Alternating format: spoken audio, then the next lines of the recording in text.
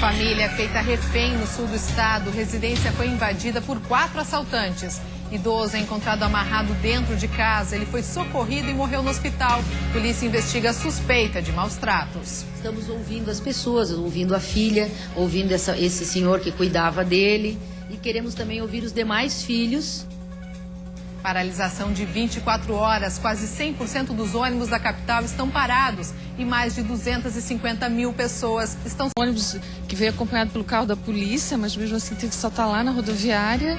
E agora tem que pegar uma van para chegar no trabalho.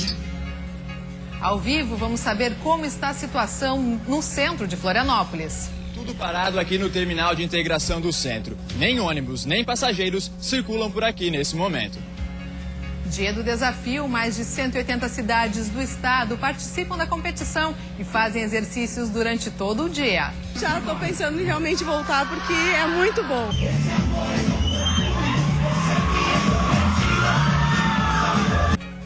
Fique com a gente que o Notícias da Redação já está no ar.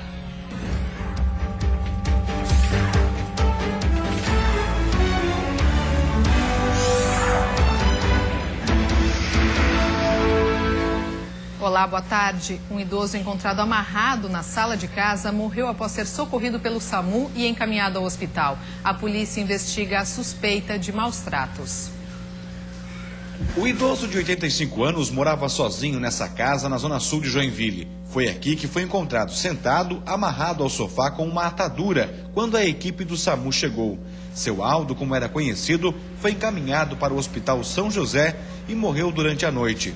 Vizinhos se surpreenderam com o caso e contam que ele tinha uma rotina pacata. Depois de se acidentar de bicicleta, reduziu os passeios pela rua em virtude de uma fratura na perna que o obrigou a usar uma prótese. Segundo esse morador, ele recebia a visita de um conhecido todos os dias. Ele saía mesmo só se alguém vinha buscar, né? Um colega, Às vezes encontra a filha, uma vez ou outra por mês, vinha a filha dele, vinha aqui olhar, e tinha um cuidador que ficava das 11 até as 2, 2h30. Daí ele saía e ficava sozinho em casa, era o seu Aldo. O homem que visitava seu Aldo e prestava cuidados seria um amigo da família que atuava de forma voluntária. A Polícia Civil investiga o caso. O inquérito já foi aberto na Delegacia Especializada de Proteção à Mulher, Criança, Adolescente e ao Idoso para apurar as condições em que o idoso vivia e recebia cuidados. Estamos ouvindo as pessoas, ouvindo a filha, ouvindo esse senhor que cuidava dele. E queremos também ouvir os demais filhos que não visitavam com frequência o pai para saber, né, como estava ocorrendo, se eles estavam dando alguma assistência. Então, a princípio, nós estamos averiguando o crime de maus tratos. A causa da morte ainda não foi divulgada. A delegada responsável pelas investigações aguarda o laudo do ML. Nesta manhã, as filhas e o amigo da família que prestava alguns cuidados foram interrogados. Um mestre de obras de Balneário Camboriú teve o carro roubado durante um assalto na semana passada. Como a polícia não pôde investigar o caso devido ao baixo efetivo, ele mesmo decidiu solucionar o crime e descobriu que o seu carro acabou indo parar num desmanche. Júlio César estava dormindo dentro do veículo no horário de almoço, em frente ao trabalho, quando foi abordado por 2 adolescentes armados. Ele foi rendido e deixado em uma estrada deserta no Morro do Boi, entre Balneário Camboriú e Itapema. Os jovens levaram o carro. Júlio registrou o boletim de ocorrência, mas como não teve uma resposta imediata do paradeiro do automóvel, resolveu investigar por conta própria. Ele descobriu o nome, endereço e telefone de um dos menores. Os jovens exigiram R$ 1.500 para devolver o carro, mas o mestre de obras se recusou a pagar.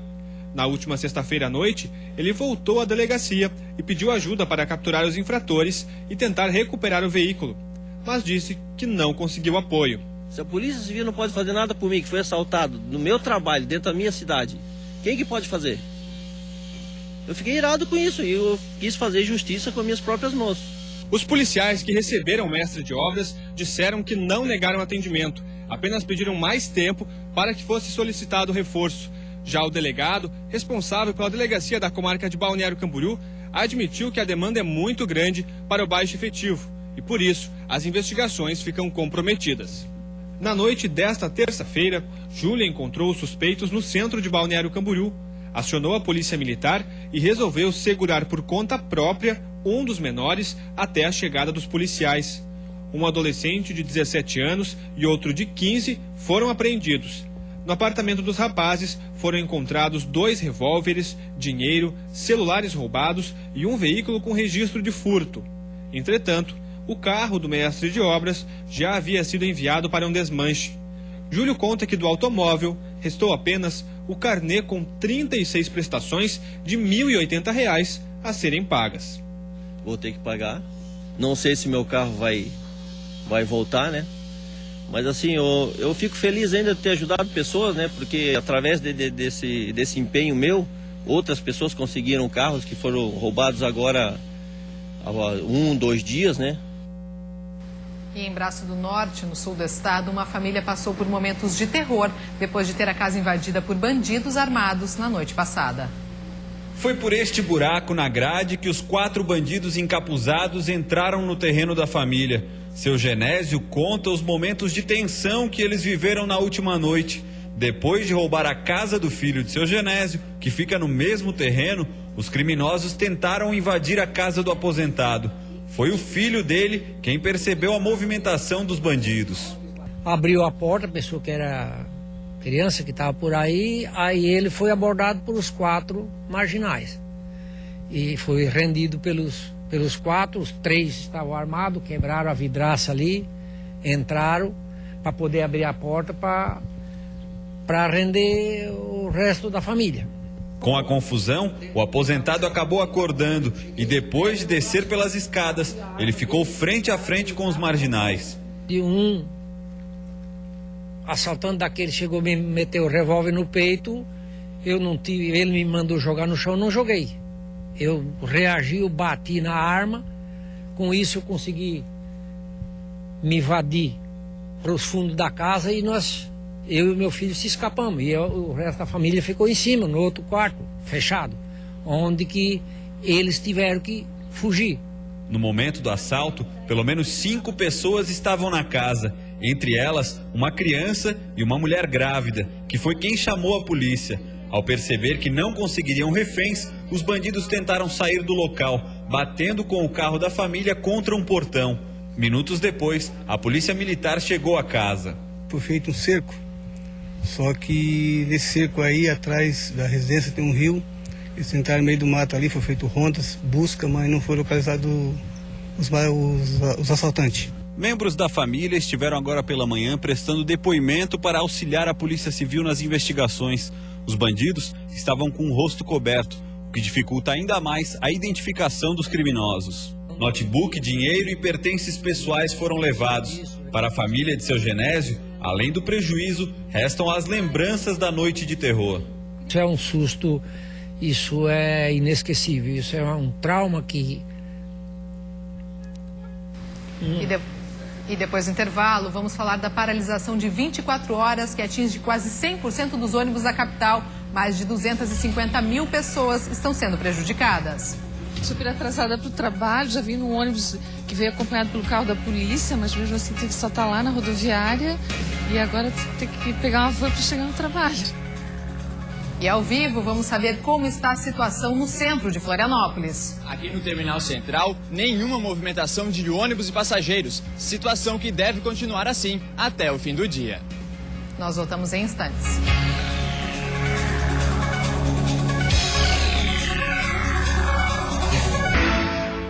Estamos de volta agora 1h15. Uma paralisação de 24 horas que foi anunciada ainda ontem à noite após uma assembleia dos motoristas e cobradores atinge o transporte público da capital. O repórter Eduardo Prestes está no Ticem, Terminal Central de Florianópolis, e nos traz mais detalhes desta greve que está afetando a rotina de mais de 250 mil pessoas. Boa tarde, Eduardo. Qual a situação nesse momento aí no centro da capital? Olá, Karina. Boa tarde. A situação por aqui é exatamente essa que a gente antecipou nas outras entradas. Tudo parado por aqui, ninguém entra, ninguém sai. Isso tudo, claro, por conta dessa greve que paralisou cerca de 900 ônibus aqui em Florianópolis hoje. Tudo isso foi motivado por conta da catraca eletrônica, que deve ser implementada no novo modelo de transporte coletivo aqui da capital. Segundo os trabalhadores do setor, essa catraca vai tirar cerca de centenas de postos de trabalho dos cobradores. Mais detalhes sobre essa greve a gente acompanha agora na reportagem de Gabriele Ravasco e Fábio de Farias. O Thyssen, o principal terminal e mais movimentado do centro da cidade, amanheceu vazio. Nas catracas de acesso, correntes bloqueavam o caminho. Os ônibus parados e um grande transtorno. Super atrasada para o trabalho, já vim num ônibus que veio acompanhado pelo carro da polícia, mas mesmo assim tive que saltar lá na rodoviária e agora tem que pegar uma van para chegar no trabalho. Cerca de 200 vans escolares e de turismo foram disponibilizadas para atender os usuários. Para quem vai utilizar as vans para ir ao continente, deve pegar o transporte no terminal Rita Maria. Quem precisa circular pelo leste e centro da capital, embarca embaixo da passarela, também no terminal Rita Maria. Para o norte da ilha, o ponto é no camelódromo do Thyssen. Já no sul, as vans estarão no camelódromo Cidade de Florianópolis. A frota mínima de 80% dos ônibus não está sendo cumprida. Apenas 3 estão circulando, mas porque 6 trabalhadores não querem paralisar os serviços. A gente é contrário à greve, a gente tem uma determinação para cumprir e atender a população. E esses ônibus estão circulando com escolta da Guarda Municipal e Polícia Militar. Quem se arriscou tirar o automóvel da garagem sem a escolta sofreu represálias por parte dos manifestantes. A paralisação dos ônibus em Florianópolis começou à meia-noite e deve durar pelo menos 24 horas. No fim da tarde, os trabalhadores vão se reunir em assembleia para decidir como vai ficar o serviço nos próximos dias. Eles reivindicam um sistema de catraca eletrônica que ameaça reduzir 700 postos de trabalho. De imediato, em Florianópolis, 350 cobradores serão demitidos. Depois, mais 350 na região metropolitana. O prefeito emitiu um decreto garantindo que as demissões só podem acontecer em caso de justa causa ou por vontade do trabalhador. Esse decreto é uma falácia. Ele é inconstitucional, ele é ilegal, né? Nenhum agente do poder público tem poder para decretar como é que empresas contratam ou não contratam trabalhadores. O Sindicato das Empresas no Transporte Urbano disse que as negociações estão paradas. O presidente garantiu que as demissões dos cobradores são necessárias. Não há uma previsão de um acordo entre patrões e empregados. E as empresas apresentaram propostas de negociação ou propostas para a concorrência, prevendo essa redução. Então é fundamental, sim, porque senão não tem como levarmos em consideração que a Prefeitura, quando previu isso, ela previu uma redução do custo da tarifa. E é claro que essa greve trouxe vários reflexos para a população da capital catarinense. O principal setor atingido foi a educação. 27 mil alunos foram prejudicados, com cerca de 70% das 22 redes municipais paradas, melhor dizendo, tiveram seus atendimentos prejudicados ou simplesmente não abriram na manhã de hoje. A saúde também foi prejudicada por conta de alguns servidores não conseguirem chegar aos seus postos de trabalho, mas o atendimento segue normalmente. Hoje pela manhã, eu e o repórter cinematográfico Eloy Ramos fomos às ruas acompanhar a rotina de quem tentava chegar ao trabalho. Nas garagens das empresas de transporte coletivo, a cena era a mesma. Ônibus parados e cobradores e motoristas de braços cruzados. Nas ruas, a população estava quase da mesma forma, mas esses trabalhadores não estavam parados por vontade própria. A paralisação também influenciou no trânsito. Grandes congestionamentos foram registrados em diversos pontos da cidade.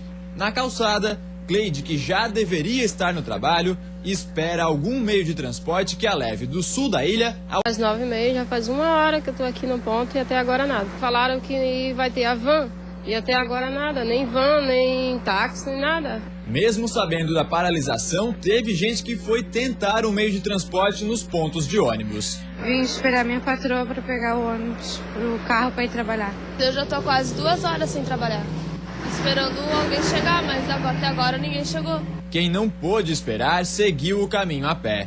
Eu tenho que fazer esses exames de qualquer forma hoje, então eu vou dar um jeito. No pior das hipóteses aí, vou pedindo carona, vou dar um jeito, eu acho. Mesmo os taxistas que poderiam se beneficiar com a greve estão descontentes. O número de corridas pela manhã não aumentou tanto como eles imaginavam. Movimentou não tanto como antes, porque já tinha sido comunicado que ia ter a greve, muita gente ficou em casa e também foi disponibilizado as vans, né? Deu uma melhorada. Não, porque é uma greve anunciada, né? O pessoal já fica em casa, ou vende carona. E se grande parte da população não conseguiu chegar ao centro ou sequer saiu de casa, quem também ficou prejudicado foi o comércio. Algumas lojas nem abriram as portas por falta de funcionário. Quem abriu sofreu com o baixo movimento. Eu mesmo, hoje vários funcionários não puderam vir, né? Aqui pelo centro, que a gente é acostumada todos os dias estar aqui, ver isso aqui lotado, hoje dá para contar as pessoas que estão passando, né? Realmente, reflete muito, é uma pena. E sobre essa greve, a Secretaria de Mobilidade Urbana de Florianópolis anunciou que está multando as empresas do transporte coletivo em R$ 127,69 por viagem não realizada. Além disso, para quem não é de Florianópolis, é dos municípios da Grande Florianópolis como São José, Biguaçu e Palhoça, o DETER autorizou os ônibus das linhas intermunicipais a realizar essas viagens e recolher os passageiros, trazendo até aqui em Florianópolis. Para o pessoal entender, são os ônibus de viagem que vão poder parar nas paradas mesmo e pegar as pessoas, trazendo aqui até o centro. Mais informações sobre essa greve com as nossas equipes que vão estar hoje à tarde acompanhando tudo e trazem às 10h para as 7h no Band Cidade. Karina? Obrigada, Eduardo. É isso mesmo. A gente segue acompanhando os reflexos dessa paralisação de 24 horas no transporte público de Florianópolis. E uma jovem morreu atropelada na noite de ontem em Balneário Camboriú. Ela cruzava a faixa de segurança quando foi atingida por um carro. Caroline Nascimento, de 24 anos, cruzava a Avenida do Estado quando foi atingida pelo veículo. De acordo com testemunhas, o sinal estava verde e a jovem usava fones de ouvido. O motorista do veículo foi encaminhado à delegacia e afirmou estar a 40 km por hora. Ele foi liberado e um inquérito vai investigar o caso. E a seguir, vamos falar do Dia do Desafio. Mais de 180 cidades do estado estão fazendo exercícios durante todo o dia. Já estou pensando em realmente voltar porque é muito bom.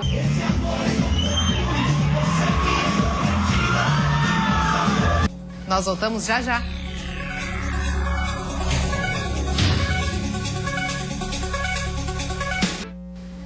Os mesmos jovens que estão no centro da sociedade do consumo são também os que buscam inovar para conquistar o sucesso. É o que revela uma pesquisa apresentada a alunos da Univale ontem à noite em Florianópolis.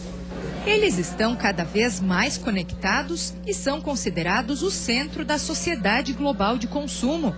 Os jovens entre 18 e 24 anos foram os entrevistados de uma pesquisa e revelaram ser influentes para todas as idades. No público mais novo, ele exerce uma influência porque esse público ele busca essa liberdade, essa abertura que uma pessoa de 18 a 24 anos tem. E dentro do público mais velho, a juventude, que é um dos principais elementos desse público, é um elemento muito importante dentro da cultura de consumo, da cultura capitalista, digamos assim. Então a imagem do jovem, a vontade de ser jovem, eternamente jovem, é uma referência muito importante. O estudo ouviu quase 4.000 jovens em todo o Brasil. A maioria disse ter orgulho do país, enquanto 75% avaliam que o Brasil está mudando para melhor. Apesar do otimismo, 43% dos entrevistados disseram achar que a nação está mais próxima da corrupção do que da ética.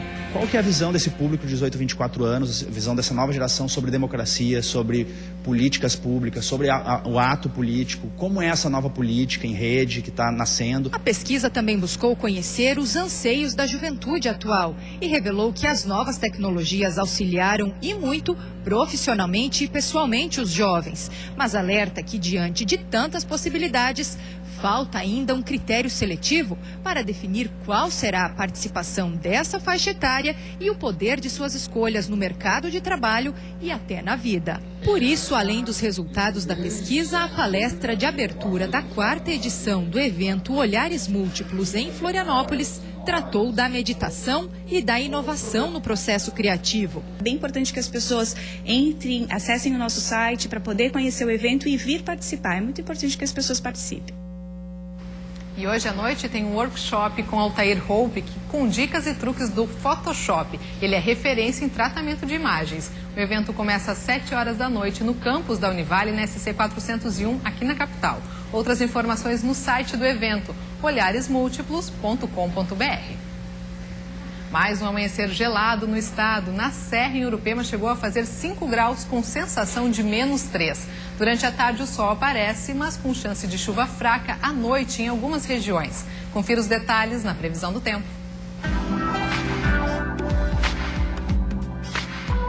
Na Serra, o sol aparece entre nuvens e a temperatura não passa dos 16 graus. Na região norte, muitas nuvens e o sol aparece em alguns períodos. A máxima chega aos 19. No oeste, muita nebulosidade, mas o sol surge em meio às nuvens. Máxima de 19 graus. No Vale do Itajaí, muitas nuvens e sol em alguns períodos. Chance de chuva fraca no fim do dia. Máxima de 19 graus. No sul, os termômetros chegam aos 18 e o sol aparece durante a tarde. À noite, pode chover. Na Grande Florianópolis, muitas nuvens durante a tarde e alguns momentos com sol. A máxima não passa dos 19 graus. E o frio não foi desculpa para deixar de se exercitar. Hoje, no Dia do Desafio, milhares de pessoas estão praticando atividades físicas em 184 municípios do estado. De mansinho, o frio vem chegando ao estado.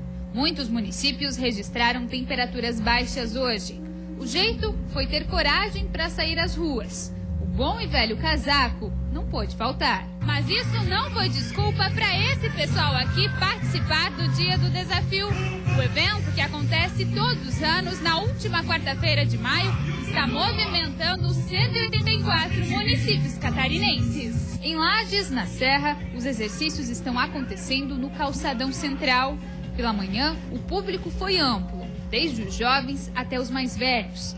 A campanha incentiva a prática contínua de atividades físicas. As pessoas criam um hábito regular da atividade física, que não fique só nesse dia, que as pessoas procurem as academias, façam uma caminhada, uma corrida. Para ter uma saúde de ferro, como Dona Antônia, o segredo está aqui: muita atividade física. Afinal, não é para qualquer um chegar aos 75 anos com tanta disposição. Toda semana, todos os dias, quando não venho no grupo, faço em casa. E a saúde agradece. Agradece. Por aqui não vale ficar parado, mas vamos combinar. Nesse clima de diversão, não tem como não se envolver pelo ritmo da música. O corpo agradece e a mente também. Essa música faz a gente se mexer mesmo. Até quem não está acostumado a fazer exercício físico entrou no clima. Já estou pensando em realmente voltar porque é muito bom. O Dia do Desafio foi criado no Canadá e tem a proposta de despertar o interesse das pessoas por uma rotina mais saudável. Ele ocorre através de uma competição entre cidades participantes definidas por sorteio. Lages está competindo com a cidade de Bragança Paulista, no estado de São Paulo. Vence quem tiver o maior número de participantes. Olha só, ainda dá tempo de participar. E você fica agora com o programa Olhares. Uma boa tarde para você e até amanhã.